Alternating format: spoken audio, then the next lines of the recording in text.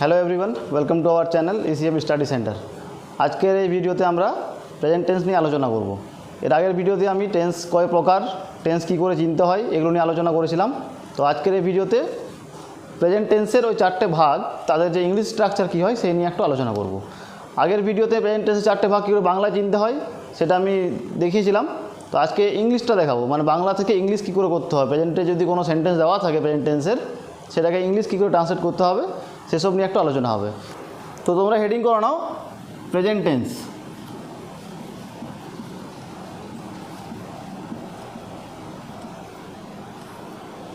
তো প্রেজেন্টে চারটে ভাগ হয়, প্রত্যেকটা টেন্সেরই চারটে করে ভাগ হয়।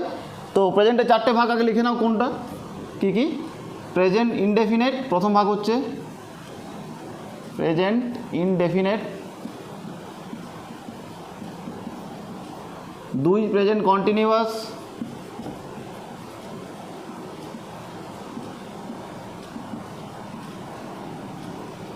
3 প্রেজেন্ট পারফেক্ট,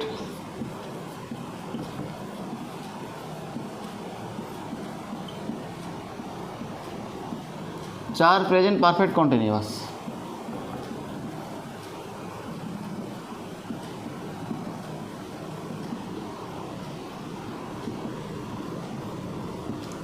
এটা হচ্ছে চারটে ভাগ প্রেজেন্টের। এবার এই চারটে ভাগ তাদের স্ট্রাকচারগুলি নিয়ে একটা দেখো, চারটে ভাগ কীভাবে চিনতে হয় সেটা আমি কিন্তু আগের ভিডিওতে বলেছি। প্রত্যেকটা ভাগেরই চেনার উপায় আগের ভিডিওতে বলা আছে আর কি।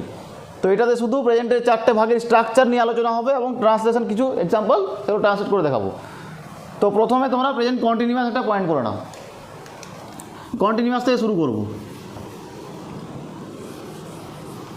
প্রেজেন্ট কন্টিনিউয়াস, দেখো প্রেজেন্ট কন্টিনিউয়াস কোনগুলো হয় সেটা আগের ভিডিওতে বলেছি। যদি বাংলায় কোনো সেন্টেন্সে কোনো কাজ যদি চলছে বোঝায়, যেমন সে স্কুল যাচ্ছে, ছেলেটি মাঠে ফুটবল খেলছে, এই ধরনের যে বাক্যগুলো যেগুলো কাজ করছে বোঝাবে, এখনও চলছে বোঝাবে, সেগুলো হচ্ছে প্রেজেন্ট কন্টিনিউয়াস টেন্স।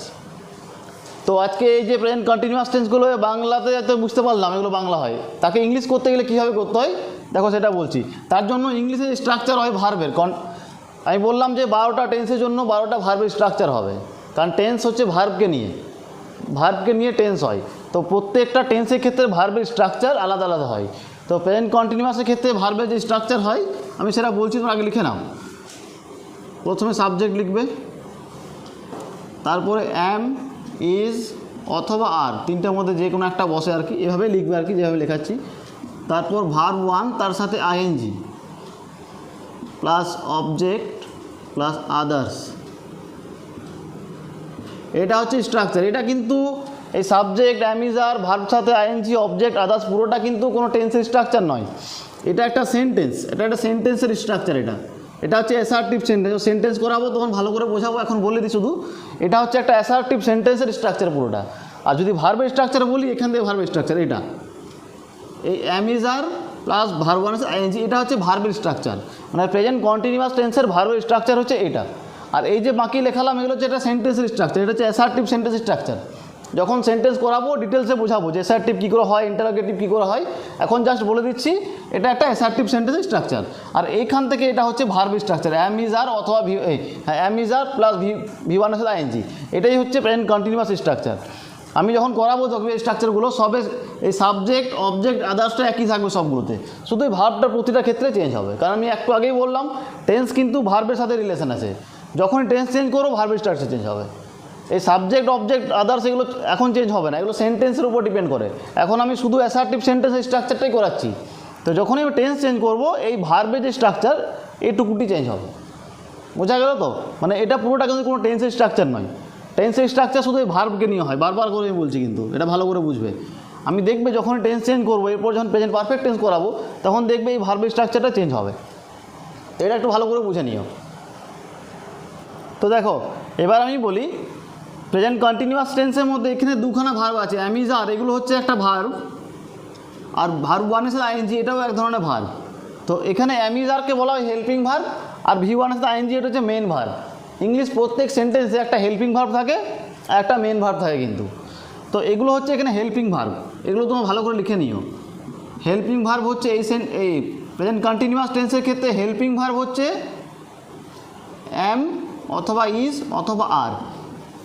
তো প্রেজেন্ট কন্টিনিউয়াস টেন্সের হেল্পিং ভার্ব হচ্ছে am is are. Helping verb কি, এটার জন্য আমি একটা ভিডিও নাহলে আপলোড করে দেবো ডিটেলস একদম, হেল্পিং ভার্ব কয় প্রকার হয়, কতগুলো হয়, ওগুলো পরে একটা আমি ডিটেলস আপলোড করে দেবো। এখন জাস্ট একটু মনে রাখবে অ্যাম ইজ আর হচ্ছে হেল্পিং ভার্ব।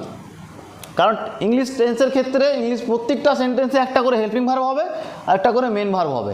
তো এখানে হেল্পিং ভার্ব হচ্ছে অ্যাম ইজ আর, আর মেন ভার্ব হচ্ছে যেটা সেন্টেন্সে দেওয়া থাকবে। এবার যদি সে স্কুল যাচ্ছে সেন্টেন্স দেওয়া থাকে, যাচ্ছে এটা হচ্ছে মেন ভার্ব। ছেলেটি মাঠে ফুটবল খেলছে যদি বলি, খেলছে হচ্ছে মেন ভার্ব। তো সেটা ডিপেন্ড করে সেন্টেন্স যা দেওয়া থাকবে। আর হেল্পিং ভার্বে তিনটের মধ্যে একটা হয় যে কোনো। এবার কোনটা কোথায় বসে সেটা লিখে নাও। দেখো আয়ের ক্ষেত্রে অ্যাম বসে লিখে নাও, আয়ের ক্ষেত্রে অ্যাম বসে। অ্যাম শুধুমাত্র আয়ের ক্ষেত্রেই বসে, অন্য কোথাও বসবে না। যদি আয় সাবজেক্ট থাকে তারপরেই কিন্তু অ্যাম বসবে, আদারওয়াইজ অ্যাম কোথাও বসবে না। সিঙ্গুলারের ক্ষেত্রে ইজ বসে, সিঙ্গুলারের ক্ষেত্রে ইজ বসে। সিঙ্গুলারের বাংলা অর্থ হচ্ছে এক বচন। যখন সাবজেক্ট এক বচন বোঝাবে, একজন কাউকে বা একটা ব্যক্তি বা একটা জিনিসকে যখন বোঝাবে তখন ইজ বসবে। আর বহু বচন বা প্লুরালের ক্ষেত্রে আর বসে। যখন সাবজেক্ট বহু বচন হবে, একের বেশি বোঝাবে, তখন হচ্ছে আর।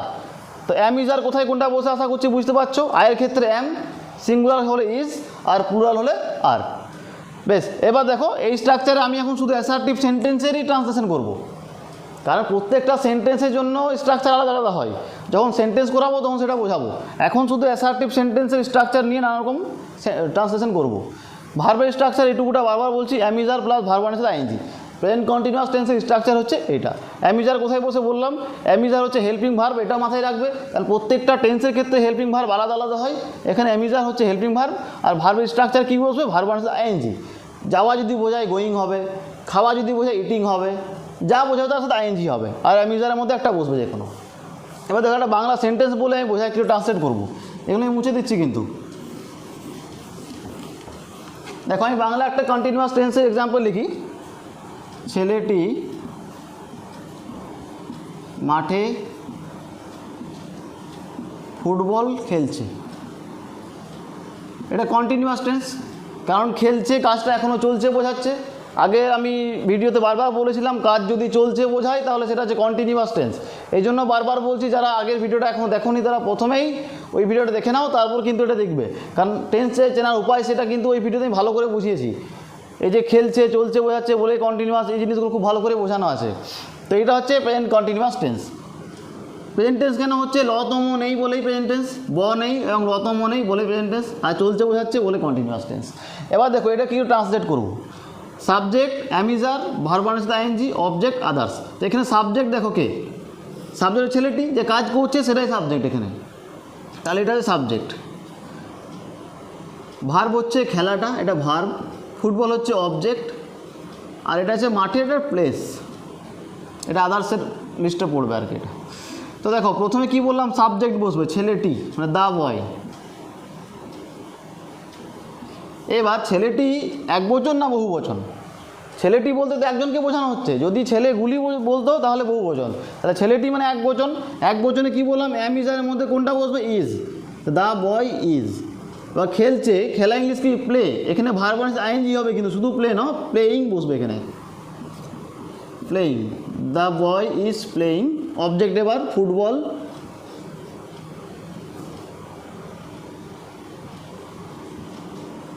কোথায়, মাঠে খেলছে, ইন দ্য ফিল্ড। তাহলে এটা ইংলিশ ট্রান্সলেশন করলে কি হচ্ছে, the boy is playing football in the field. এইভাবেই আমরা বাংলা থেকে ইংলিশ ট্রান্সলেশন করব। তো স্টেপ বাই স্টেপ যদি করো কোনো কিছু কঠিন লাগবে না। যারা আগের ভিডিওটা দেখেছো তারা টেন্স চিনতে ভালো করে বুঝতে পারছো, এটা কোনো অসুবিধা হবে না। ছেলেটি মাঠে ফুটবল খেলছে, এটা যে প্রেজেন্ট কন্টিনিউয়াস টেন্স, আশা করি সবাই বুঝতে পারছো। যারা আগের ভিডিওটা দেখেছো আমার, তারা বুঝতে পারবে যে এটা কন্টিনিউয়াস টেন্স, চিনতে কোনো অসুবিধা হবে না। যদি আমি টেন্স চিনতে পারি আর যদি স্ট্রাকচারটা আমার মনে থাকে, তাহলে কি ইংলিশ ট্রান্সলেট করাটা কোনো কঠিন কাজ নয়।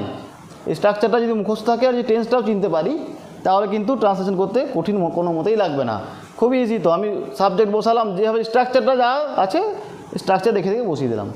দেখো আরেকটা আমি দেখাচ্ছি সেন্টেন্স ট্রান্সলেট করে কী করে হয়।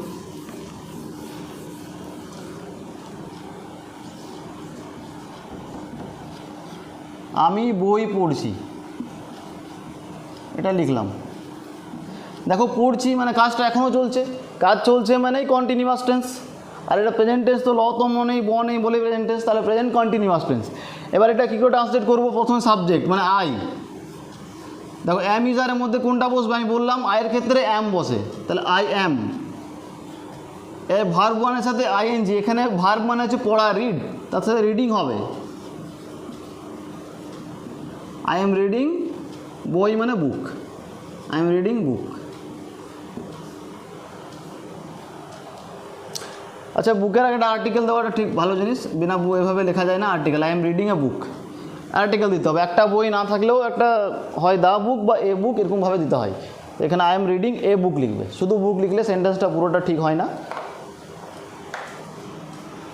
তো দেখো এভাবে আমরা ইংলিশে কী করে ট্রান্সলেট করতে হয় আর কি, এই যে নিয়মগুলো জানি আমরা, তাহলে ইংলিশে ট্রান্সলেট করতে পারবো। তো তোমাদেরকে আমি বারবার বলছি তোমরা আগে টেনশনের উপায়টা ভালো করে দেখবে, তারপর এখান থেকে স্ট্রাকচার যেগুলো লেখাচ্ছি সেই স্ট্রাকচারগুলো মুখস্থ করে রাখবে, তবেই কিন্তু পারবে। যদি চিনতেই না পারি, আমি বই পড়ছি এটা কোন টেন্স যদি আমি না চিনতে পারি, তাহলে কিন্তু ট্রান্সলেট করা ইম্পসিবল হবে, করলেও ভুল হবে আর কি। কারণ আমি চিনতে পারবো এটা প্রেজেন্ট কন্টিনিউয়াস, তবেই তো প্রেজেন্ট কন্টিনিউয়াস স্ট্রাকচারটা দিয়ে আমি করতে পারবো। টেন্সটাই ভুল চিনি, ধরলাম এটা আমার মনে হলো এটা প্রেজেন্ট পারফেক্ট টেন্স, তাহলে এখানে কি পারফেক্ট স্ট্রাকচারটা আমি লিখে দেবো। তো পারফেক্ট স্ট্রাকচার লিখলে তখন ঠিক হবে না এটা, এই জন্য টেন্সটা আগে চিনতে জানতে হবে, তারপরেই কিন্তু স্ট্রাকচার। এবার দেখো যদি কন্টিনিউয়াস টেন্স যদি নেগেটিভ দেয়, না বাচকে দেয়, যদি এরকম লেখা থাকতো আমি বই পড়ছি না, এটাকে নেগেটিভ করতাম, না বাচক করতাম, আমি বই পড়ছি না। প্রত্যেকটা সেন্টেন্সই হ্যাঁ বাচক না বাচক হয়, আমি বই পড়ছি, আমি বই পড়ছি না। তো না বাচক হলে কী করতাম, ইংলিশে কোনো সেন্টেন্স যদি নেগেটিভ হয়, সেটা নেগেটিভ করার নিয়ম হচ্ছে নট বসে, এনওটি নট, তোমরা সবাই জানো। তো নটের যে স্থানটা, এটা অনেকের ক্ষেত্রে ভুল হয়, কনফিউজিং হয়ে যায়। নটটা এমন একটা জায়গায় বসিয়ে যেটা বসা উচিত নয়। তো নটের স্থান হচ্ছে এই যে হেল্পিং ভার্ব এবং মেন ভার্ব, এই দুটি ভার্বের মাঝখানে নট বসবে, এটা ভালো করে মনে রাখবে। হেল্পিং ভার্ব এবং মেন ভার্বের মাঝখানে নট বসবে। নেগেটিভ হলে নট বসে সবাই জানে, কিন্তু নটটা অনেক ক্ষেত্রে অনেকে ভুল জায়গায় বসিয়ে দেয়। তো এটা ভালো করে মনে রাখবে, হেল্পিং ভার্ব এবং মেন ভার্বের মাঝখানে নট বসে। তাহলে আমি বই পড়ছি না, এটা ইংলিশ করলে কি হবে, আই অ্যাম। দেখো নটটা এবার কী হবে, অ্যাম এবং রিডিং। অ্যাম হচ্ছে হেল্পিং ভার্ব এবং রিডিং হচ্ছে মেন ভার্ব, এই দুটো মাঝখানে কিন্তু। তাহলে I am not reading, I am not reading a book. কি বললাম, এই যে হেল্পিং ভার্ব এবং মেন ভার্ব এই দুটোর মাঝখানে হচ্ছে নট। নটটা অন্য কোথাও কেউ যদি রিডিংয়ের পরে বসিয়ে দাও ভুল, কেউ যদি অ্যামের আগে বসিয়ে দাও তাও ভুল, বা যে কোনো জায়গায় বসালে ভুল। তোমাকে বসাতে হবে হেল্পিং ভার্ব বা মেন ভার্ব এই দুটি মাঝখানে, তবেই কিন্তু এটা গ্রামাটিক্যাল সঠিক। তো এটা ভালো করে মনে রাখবে, নট বসে কোথায়, হেল্পিং ভার্ব এবং মেন ভার্বের মাঝখানে। প্রত্যেকটা টেন্সেই একটা করে হেল্পিং ভার্ব, একটা করে মেন ভার্ব থাকবে। তো নট বসানো যদি নেগেটিভ হয়, তো নট বসাবো সে দুটির মাঝখানে, হেল্পিং এবং মেন ভার্বের মাঝখানে। তাহলে এটা ট্রান্সলেশন কী হলো, I am not reading a বুক, আমি বই পড়ছি না। ক্লিয়ার তো? আমি একটা বাক্য করাচ্ছি নেগেটিভে, দেখে নাও, আশা করছি ক্লিয়ার হয়ে যাবে।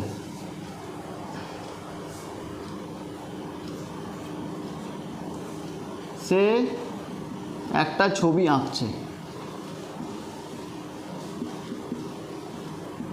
সে একটা ছবি আঁকছে, এটা নেগেটিভ নয়, অ্যাফার্মেটিভ হ্যাঁ বাচকে আছে। তাহলে ট্রান্সলেট করলে কী হবে, হি, প্রথমে সাবজেক্ট হি অথবা সি। এবার হি অথবা সি এগুলো দেখো এক বচন, সে মানে একজনকে বোঝানো হয়, তাহলে অ্যাম ইজারের মধ্যে কোনটা বসবে, ইজ। তাহলে হি ইজ। আঁকা ইংলিশ কি, ড্র, ড্র থেকে ড্রয়িং হবে, আইএনজি যেহেতু হয়। She is drawing a picture, একটা ছবি বলে দেওয়া আছে, এ পিকচার। এটাকে ট্রান্সলেট করলে এটা হবে, he is drawing a picture. এটা যদি নেগেটিভ করে দিতাম, সে একটা ছবি আঁকছে না, তাহলে কি হতো, এই যে হেল্পিং ভার্ব আর মেন ভার্বের মাঝখানে একটা নট বসিয়ে দিতাম, he is not drawing a picture. এটা কনসেপ্টটা ক্লিয়ার হলো তো? নট বসবে কোথায়, ভুলভাল জায়গায় বসিয়ে দিলে কিন্তু হবে না। নট বসিয়ে দিলে নেগেটিভ হয় তা নয়, কিন্তু নটের স্থানটা ঠিক জায়গায় হতে হবে, হেল্পিং ভার্ব মেন ভার্বের মাঝখানে। তাহলে এটা আশা করছি ক্লিয়ার হয়েছে। এবার দেখো present perfect tense. Continuous tense কী করে চিনতে হয় সেটা আগের ভিডিওতে ভালো করেই দেখানো আছে, এবং স্ট্রাকচার হচ্ছে এটা। চেনার নিয়ম আর স্ট্রাকচার দুটোকে মনে রাখলে ট্রান্সলেশন মোটেই কঠিন লাগবে না। এবার প্রেজেন্ট পারফেক্ট টেন্সে পয়েন্ট করো তোমরা, প্রেজেন্ট পারফেক্ট টেন্স।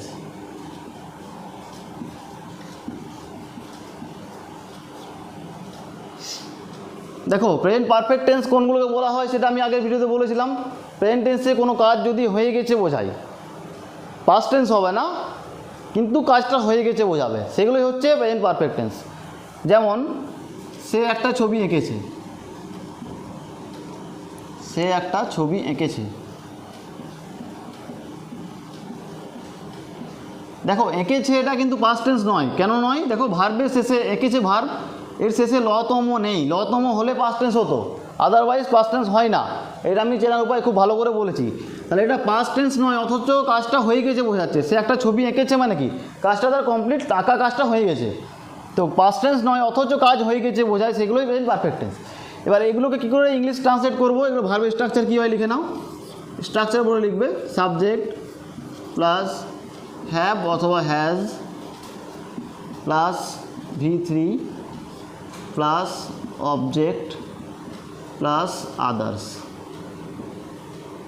দেখো এখানে সাবজেক্ট হ্যাভ অথবা হ্যাজ, V3 অবজেক্ট আদার্স। এখানে ভার্বের থার্ড ফর্ম বসবে। ভার্বের 3টে করে ফর্ম হয়, তোমরা জানো না তো? তোমরা যদি জানো তো ভালো জিনিস, না জানো তো আমি বলে দিই। ভার্বের টোটাল 3টে ফর্ম হয়, present form, past form and past participle form. এগুলো যদি তোমাদের জানা আছে তো ভালো, না হলে কোনো একটা গ্রামার বই থেকে পড়ে নিও কিন্তু, কারণ এগুলো না জানলে হবে না। যেমন গো, এই ভার্বে যদি 3টে ফর্ম বলি, গো, ওয়েন্ট, গন হয়। প্রত্যেকটা টেন্সে এরকম করে 3টে করে ফর্ম হবে। যদি ডু বলি, ডু, ডু একটা ভার্ব, ডু, ডিড, ডান।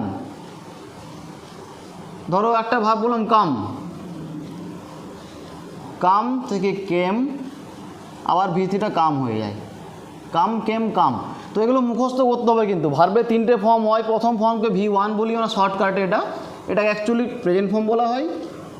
এটাকে V2 সেকেন্ড ফর্ম, মানে পাস্ট ফর্ম বলা হয় অ্যাকচুয়ালি এটাকে। আর পাস্ট পার্টিসিপাল ফর্ম এটাকে V3 বলি, শর্টকাটে বলি আর কি, বারবার এগুলো না বলার জন্য বা লিখতে একটু বড় লাগবে, এই জন্য শর্টকাটে V1, V2, V3 বলা হয়। প্রথমটাকে প্রেজেন্ট ফর্ম বলি, এটা পাস্ট ফর্ম বলা হয়, এটা পাস্ট পার্টিসিপাল ফর্ম বলা হয়। তোমাদের কাছে কোনো গ্রামার বই যদি থাকে, সেখানে তোমরা কনজুগেশন অফ ভার্ব বলে একটা চ্যাপ্টার পাবে, সেখান থেকে এগুলো পেয়ে যাবে। একটা চার্ট পাবে, সেখানে ভার্বে 3টে ফর্ম দেওয়া থাকবে। তো সেখান থেকে তোমরা এগুলো একটু মুখস্থ করে নিও। ওই কনজুগেশন অফ ভার্ব চ্যাপ্টারটার নাম হচ্ছে কনজুগেশন অফ ভার্ব। তোমাদের কাছে গ্রামার 5, 6, 7 এসব বই পাওয়া যাবে আশা করছি। খুব উঁচু ক্লাসে বই পাবে না কিন্তু, 6, 7, 8 এইসব ক্লাসে বই পাবে। 9, 10 বই যদি গ্রামার বই খুঁজতেও পাবে না। তো চ্যাপ্টারটার নাম হচ্ছে কনজুগেশন অফ ভার্ব, সেখানে একটা চার্ট পেয়ে যাবে হবে, present form, past form, past participle form এভাবে দেওয়া থাকবে। এগুলো মুখস্থ করে নিতে হবে কিন্তু। তো দেখো এবার আমি করাই, এবার তোমরা এগুলো মুখস্থ করে নিও বাড়িতে নিজে থেকে। এগুলো না করলে কিন্তু হবে না, কারণ এখানে যে V3 লাগবে, সমস্ত ভার্বের V3 হয়। এই V3 যদি না জানো কী করে ইউজ করবে, এই জন্য কনজুগেশন অফ ভার্ব বলে চ্যাপ্টার থেকে এগুলো মুখস্থ করে নিও। তো দেখো এই যে সে একটা ছবি এঁকেছে, এটাই ট্রান্সলেট করি ইংলিশে কী হয় দেখো। প্রথমে সাবজেক্ট, এবার বলে দিই হ্যাভ, হ্যাজ কোথায় কোনটা বসে, এটা হচ্ছে হেল্পিং ভার্ব। এটা একটু বলে দিই, এই প্রেজেন্ট পারফেক্ট টেন্সে এটা হচ্ছে হেল্পিং ভার্ব, আর V3 যেটা বলছে সেটা হচ্ছে মেন ভার্ব।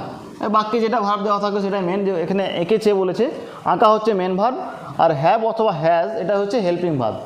প্রত্যেকটা সেন্টেন্সেই 2টো করে ভার্ব হয়, হেল্পিং ভার্ব আর মেন ভার্ব থাকবেই। তো এখানে হেল্পিং ভার্ব হচ্ছে হ্যাভ অথবা হ্যাজ। প্রেজেন্ট পারফেক্ট টেন্সের হেল্পিং ভার্ব হচ্ছে হ্যাভ অথবা হ্যাজ। হ্যাভ কোথায় বসে?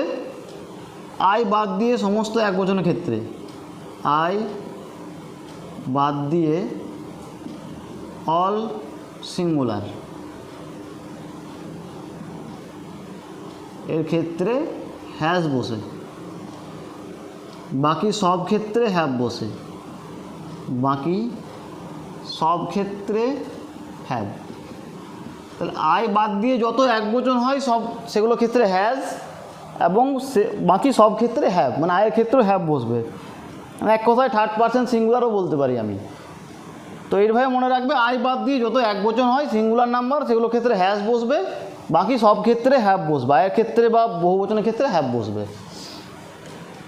এবার দেখো ট্রান্সলেট করাটা দেখায় কী করে ট্রান্সলেট করতে হয়। প্রথমে সাবজেক্ট, দেখো এখানে সাবজেক্ট কী আছে? সে, হি অথবা সি। হি অথবা সি একজনকে বোঝানো হচ্ছে, তাহলে এক বচনে কী বললাম? হ্যাজ বসবে, হ্যাজ, হি হ্যাজ। এবার দেখো আঁকা ইংলিশ কি? ড্র। ড্রয়ের V3 হচ্ছে ড্র, ড্রিউ, ড্রন। ড্রন হচ্ছে V3, তাহলে এখানে ড্রন বসে যাবে। হি হ্যাজ ড্রন এ পিকচার, এটা ইংলিশ ট্রান্সলেশন হচ্ছে এটা, হি হ্যাজ ড্রন এ পিকচার। তাহলে এই V3টা কিন্তু জানতে হবে। প্রত্যেকটা ভার্বের যে 3টে ফর্ম হয় এগুলো মুখস্থ কিন্তু করতে হবে। আদারওয়াইজ কিন্তু হবে না। ওটা মুখস্থ বিষয়, ওগুলো বোঝার কিছু নেই, এটা মুখস্থ নিজে করে নিতে হবে। আমি বলে দিলাম কোন চ্যাপ্টার থেকে পাবে, তো 7, 8 এসব বই পেয়ে যাবে। কনজুগেশন অফ ভার্ব বলে একটা চ্যাপ্টার হবে, সেখান থেকে পেয়ে যাবে। এবার যদি এটা নেগেটিভ বলে দেওয়া থাকতো, সে একটা ছবি আঁকেনি, ছবি এঁকেছে থেকে নেগেটিভ করলে কী হবে, সে একটা ছবি আঁকেনি, তাহলে আমি কী বললাম, নেগেটিভ হলো নট বসে বাক্যে। তো নটের স্থান কোথায় বললাম, হেল্পিং ভার্ব এবং মেইন ভার্বের মাঝখানে। তাহলে এটা যদি বলতাম সে একটা ছবি আঁকেনি, এঁকেছে এটাকে আমি বলে দিলাম আঁকেনি, নেগেটিভ করে দিলাম। তাহলে এটা কী হতো, হি হ্যাজ নট, নট বসতো কোথায়, এই হেল্পিং ভার্ব এবং মেইন ভার্বের মাঝখানে। এটা কিন্তু বারবার আমি বলছি, হেল্পিং ভার্ব এবং মেইন ভার্বের মাঝখানে হচ্ছে নট। তাহলে he has not ড্রন a picture, negative করলে এটাই হবে। দেখো আমি একটা বাক্য দেখে করাচ্ছি, আরেকটা এক্সাম্পল দেখছি। আমি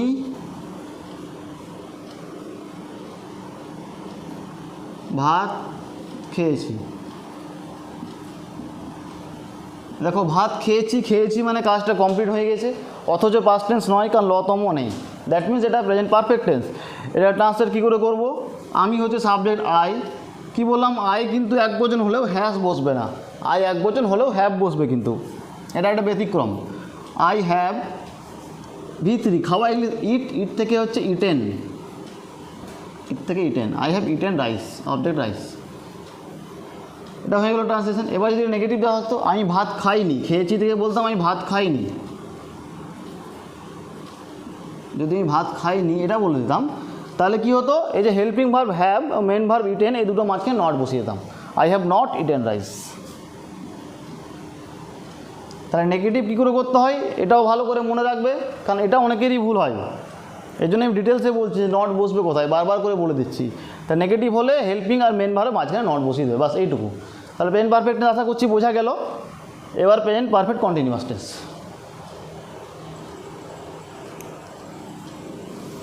সেটিং করো প্রেজেন্ট পারফেক্ট কন্টিনিউয়াস টেন্স।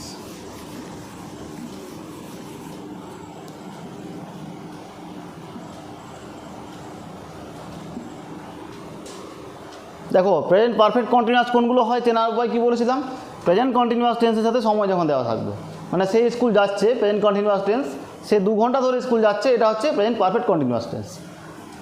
এবার একটা স্ট্রাকচার লিখে নাও, সাবজেক্ট প্লাস হ্যাভ অথবা has plus been, BEEN plus verb 1 এর সাথে ING plus object plus since অথবা ফোর, সিন্স অথবা ফোর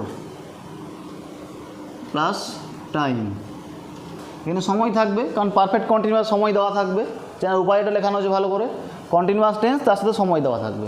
তো এই সময়টা সিন্স এবং ফর এটার পরে বসবে। এটা হচ্ছে পুরো স্ট্রাকচার, ভার্বের স্ট্রাকচার এখান থেকে এতটা, হ্যাভ, হ্যাজ, বিন, বিভার সাথে ING, এটা হচ্ছে ভার্বের স্ট্রাকচার। তো প্রতিটা টেন্সের ক্ষেত্রে কিন্তু ভার্বের স্ট্রাকচার চেঞ্জ হচ্ছে, এটাই চেঞ্জ হবে, ভার্বের স্ট্রাকচারটাই চেঞ্জ হবে, কারণ টেন্স হচ্ছে ভার্বের সাথে সরাসরি রিলেশন হয়, আর অন্য কোনো ওয়ার্ডের সাথে নয়। কিন্তু বোঝা গেল তো? এবার দেখো আমি একটা এক্সাম্পল দিয়ে বোঝাই কী করে ট্রান্সলেট করব।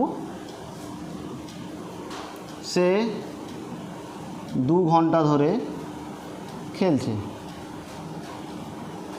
দেখো সময় দেওয়া আছে 2 ঘন্টা ধরে বলে এটা পারফেক্ট কন্টিনিউয়াস। শুধু যদি সে খেলছে বলতাম তাহলে প্রেজেন্ট কন্টিনিউয়াস টেন্স হতো। সাবজেক্ট দেখো হ্যাভ বা হ্যাজ কোথায় বসে সেটা আমি কিন্তু পারফেক্ট টেন্সে বলে দিলাম। সেম নিয়ম, হ্যাভ বসার জায়গা হ্যাজ বসার নিয়ম এক্ষেত্রেও সেম, নিয়মটা কী হবে, এক্ষেত্রে হেল্পিং ভার্ব হচ্ছে এটা, হ্যাভ অথবা has. Have been, has been পুরোটাকে হেল্পিং ভার্ব বলা যায়, শুধু হ্যাভ হ্যাজ নয়, হ্যাভ বিন অথবা হ্যাজ বিন। এবার দেখো ট্রান্সলেট কী করবো, সে, হি অথবা সি, হ্যাভ বিন অথবা হ্যাজ বিন। এখানে নটটা কিন্তু হ্যাভ হ্যাজের পরেই বসাবো আর কি। হ্যাভ বিন নট বসানো যায়, গ্রামাটিক্যাল কোনো ভুল নয়, কিন্তু একটু অড হয় বিষয়টা। অ্যাকচুয়াল আমি হ্যাভ নট বা হ্যাজ নট করবো যদি নেগেটিভ করতে, এখন নেগেটিভ করছি না, এখন অ্যাফার্মেটিভ করছি, আগে এটাই বোঝাই তখন নেগেটিভটা বলছি। তাহলে হি, হ্যাভ অথবা হ্যাজ, তাহলে হি এর পর তো হ্যাভ হয় না, হ্যাজ এক বচন যেহেতু, তাহলে হি হ্যাজ। বিন বসবে, বিন সব ক্ষেত্রেই বসবে। ভার্ব 1 এর সাথে ING, মানে খেলা হচ্ছে প্লে, তার সাথে প্লেয়িং।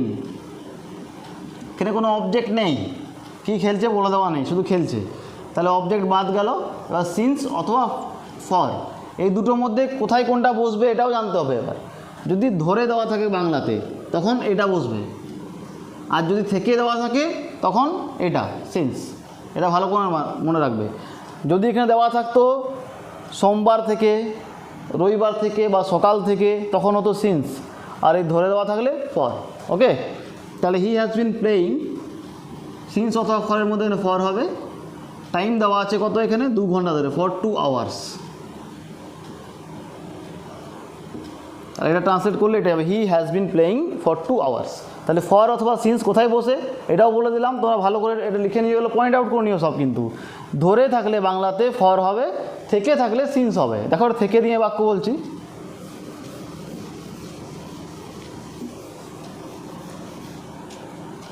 আমি সকাল থেকে পড়ছি, আমি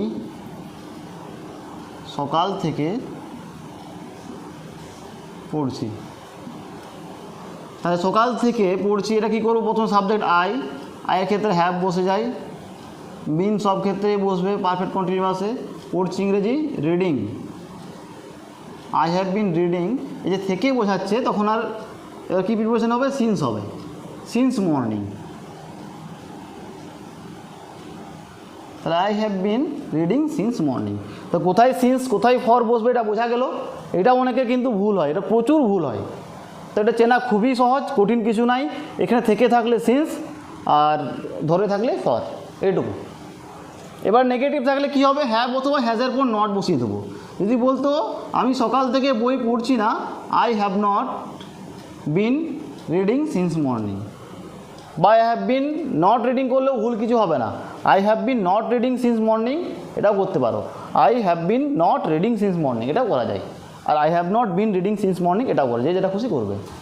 তো দেখো প্রেজেন্ট পারফেক্ট কন্টিনিউয়াস টেন্স এইভাবে ট্রান্সলেট করতে হয়। কী করে চিনতে হয় সেটা জানতে হবে, প্লাস আমার স্ট্রাকচারটা জানতে হবে। সব টেন্সের ক্ষেত্রেই প্রথমে চেনার নিয়ম জানতে হবে, তারপর স্ট্রাকচার জানতে হবে, তবেই কিন্তু ট্রান্সলেশন হবে। বোঝা গেল? তো এবার শুধুমাত্র প্রেজেন্ট ইনডেফিনেট বাকি আছে, এবার সেটা নিয়ে একটু আলোচনা করব। ইনডেফিনেট কেন কীভাবে হয়, 3টে টেন্স হলো প্রেজেন্টের, এবার 4 নাম্বারটা আছে, মানে এটাই প্রথম আর কি ইনডেফিনেট। আমি লাস্টে করাচ্ছি, তার কারণ আছে, দেখো কেন করাচ্ছি লাস্টে। নেক্সট পয়েন্ট করে নাও, প্রেজেন্ট ইনডেফিনেট। প্রেজেন্ট ইনডেফিনেট, দেখো প্রেজেন্ট ইনডেফিনেট কোনগুলো হয় আমি চেনার উপায়টা বলেছি এর আগের ভিডিওতে, আমি একবার বলে দিচ্ছি। প্রেজেন্ট টেন্সে যে কাজগুলো চলছে বা হয়ে গেছে বোঝাবে না, সেগুলো হচ্ছে প্রেজেন্ট ইনডেফিনেট। যেমন সে স্কুল যায়, আমি ভাত খাই, ছেলেটি মাছ ধরে, এটা এরকম টাইপের যেগুলো হয়, যেগুলো চলছে বা হয়ে গেছে বোঝাবে না, সেগুলো হচ্ছে প্রেজেন্ট ইনডেফিনেট টেন্স। এবার এগুলো স্ট্রাকচার কী হয়, দেখো এখানে দুটো স্ট্রাকচার হয়। ইনডেফিনেটের অ্যাফার্মেটিভ হ্যাঁ বাচকের আলাদা স্ট্রাকচার হয়, আর নেগেটিভের জন্য আলাদা স্ট্রাকচার হয়। এই জন্য আমি শেষে করালাম, এর নেগেটিভ আর অ্যাফার্মেটিভ দুটো আলাদা আলাদা স্ট্রাকচার হয়। অন্যান্য যেসব করালাম কন্টিনিউয়াস, পারফেক্ট, সেগুলোর ক্ষেত্রে কিন্তু নেগেটিভ আর অ্যাফার্মেটিভ একটা স্ট্রাকচারই হচ্ছিল। নেগেটিভ হলে কী করছিলাম, হেল্পিং ভার্ব মেন ভার্ব মাঝখানে নট বসাচ্ছিলাম, কিন্তু এটাতে তা হবে না, এটা সম্পূর্ণ আলাদা হবে। নেগেটিভ পুরো আলাদা, অ্যাফার্মেটিভ পুরোটাই আলাদা হবে। তো প্রথমে অ্যাফার্মেটিভের স্ট্রাকচারটা তোমরা লিখে নাও। অ্যাফার্মেটিভ মানে হ্যাঁ বাচক, অ্যাফার্মেটিভ বাংলা হচ্ছে হ্যাঁ বাচক। দেখো এটা ক্ষেত্রে কী হয়, প্রথমে সাবজেক্ট, তারপর V1 অথবা V1-এর সাথে S/S plus object plus others. এটা হচ্ছে অ্যাফার্মেটিভের স্ট্রাকচার। আমি একটা বাক্য দিয়ে দেখাই এক্সাম্পল কী করে ট্রান্সলেট করতে হয়। তার আগে এটা তোমরা লিখে নাও V1 কোথায় বসবে আর V1-এর সাথে S/S কোথায় বসবে। তো এটা লিখে নাও যে আই বাদ দিয়ে সমস্ত এক বচনের ক্ষেত্রে V1-এর সাথে S/S যোগ হয়। আই বাদ দিয়ে সমস্ত এক বচনের ক্ষেত্রে ভার্বের সাথে S/S যোগ হয়, বাকি সব ক্ষেত্রে শুধু V1 বসে। এটা ভালো করে লিখে নাও, কারণ এইটাই বেশি ভুল হয়। প্রেজেন্ট ইনডেফিনেটে ভুল এটাই হয়, কোথায় S/S হয়, কোথায় শুধু V1 বসে, এই ভুলটা প্রচুর হয় কিন্তু, এই জন্য ভালো করে লিখে নাও। তো আমি একটা এক্সাম্পল নিচ্ছি, সে স্কুল যায়, সে স্কুল যায়। দেখো এখানে সাবজেক্ট হচ্ছে হি অথবা সি, হি অথবা সি সিঙ্গুলার, একজনকে বোঝানো হয়। তো এক বচন হলে কী হবে বললাম, ভার্বের সাথে S/S। তো যাওয়া হচ্ছে গো, তার সাথে S/S দিলে হচ্ছে গোজ, হি গোজ টু স্কুল। গো এর পর টু লাগে, এই জন্য টু দিলাম। এটা যদি লিখতাম আমি স্কুল যাই, এখন আমি স্কুল যাই,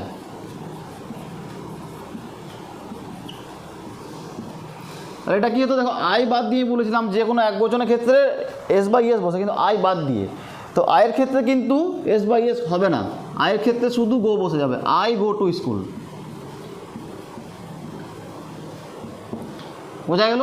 একইভাবে যদি একটা বহুবচন নিতাম, ছেলেগুলি স্কুল যায়, তাহলে কী হতো, the boys go to school. যদি বলতাম ছেলেটি স্কুল যায়, সিঙ্গুলার যদি নিতাম, তা the boy goes to school. তো সিঙ্গুলার হলেই এস বাই এস, আদারওয়াইজ শুধু V1। শুধু আইটা ব্যতিক্রম, আই সিঙ্গুলার হলেও এর সাথে V1 শুধু বসে। ওকে, এবার নেগেটিভ স্ট্রাকচার লিখে নাও।